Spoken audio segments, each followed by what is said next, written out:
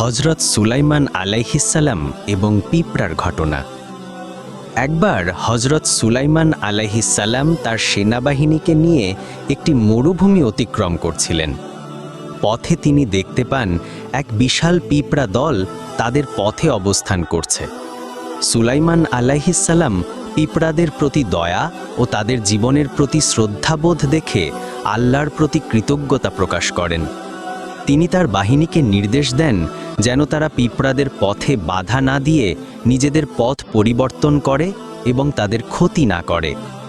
এই গল্প থেকে শিক্ষা, এই গল্পটি শেখায় যে ইসলাম ধর্মে মানুষের প্রতি যেমন ভালোবাসা ও দয়া, তেমনি ক্ষুদ্রতম প্রাণীদের প্রতিও দয়া এবং তাদের জীবনকে সম্মান করার গুরুত্ব দেওয়া হয়েছে। আল্লাহ তার সৃষ্টিকে ভালোবাসেন, তাই আমাদেরও তার সকল সৃষ্টিকে ভালোবাসা উচিত।